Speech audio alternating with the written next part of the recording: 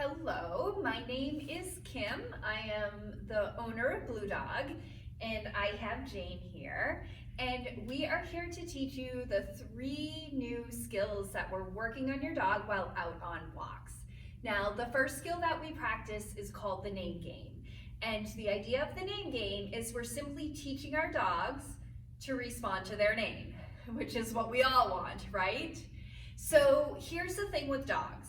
Dogs don't understand the concept of a name the way us humans do. So I understand that Kim is my name. It's when someone says Kim, I turn around because I know they're talking about me. Now, dogs don't really grasp that concept. However, we can certainly teach them that their name is a cue for their attention.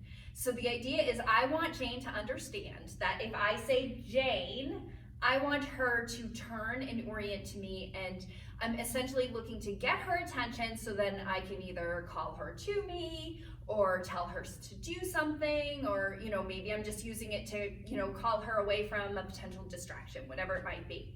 So that's the idea, is we want to be able to say our dog's name and they immediately turn to us. So the way we do that is we simply pair their name with a treat, and we do that over and over and over again. So that eventually what happens is our dog has been classically conditioned to hear their name and then expect a treat. And so as soon as they hear their name, they're gonna turn.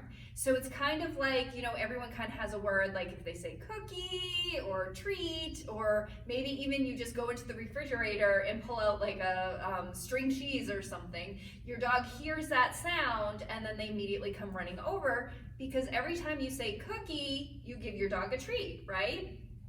So that's what we're looking to do.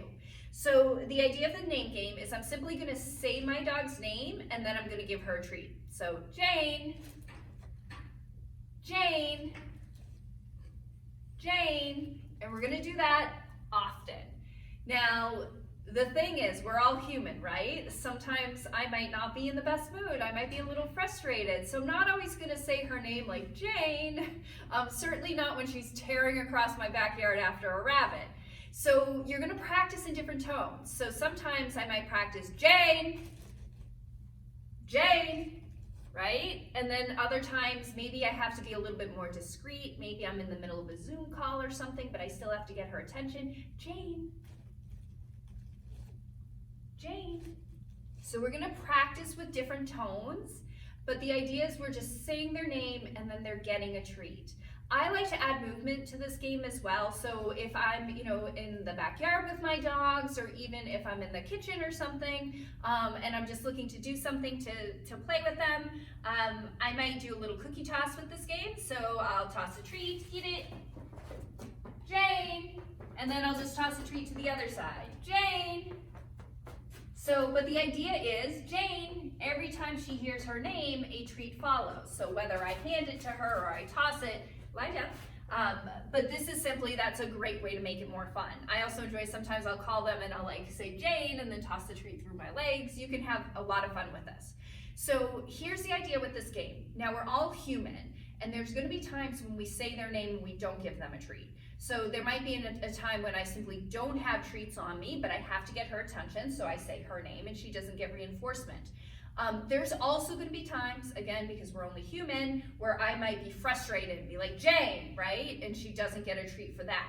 Now, we want to avoid those as often as we can. So in general, we don't wanna use our dog's name in vain. So if she's doing something wrong, I'm gonna avoid using the word Jane. Instead, I'll just be like, puppy, come on over here, and then I'll redirect her and have her do something else, or whatever it might be. But we wanna try to avoid that. Also, I never wanna use my dog's name when I'm quite certain, pretty sure that my dog isn't gonna respond, okay? So that scenario where Jane is tearing across the yard after a rabbit, that's not a good time to call her name, because I don't want her to hear her name but then not come to me, but still get reinforced, because chasing that rabbit sure is reinforcing. So we want to avoid situations like that. So if you're certain your dog's not going to turn to you, you're not going to say their name, we're also going to avoid saying their name in vain as much as we can. And then we're going to practice this game. So I want you to think of this game as like a savings account, okay? So every time you play the name game, Jane, I'm investing in my savings account. Jane, and in order for a savings account to work, we need to have more money in the account than what we withdraw, right? So if I happen to, say Jane and I don't have treats on me, that's a withdrawal, okay? But so long as we keep making those deposits, an occasional withdrawal here and there is not a big deal. What we want to avoid is withdrawing more than we deposit, okay? So that's kind of the idea here. We really want to pair their name with reinforcement as frequently as we can. And that's going to kind of help us in those situations when we can't. So your dog walker is going to be playing the name game with your dog.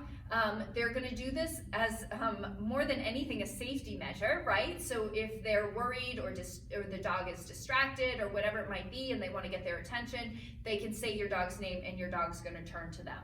So we're going to do that. Also, it gets their attention. So if they're then going to play another skill, they've got your dog's attention, and so we're going to practice it for that reason too.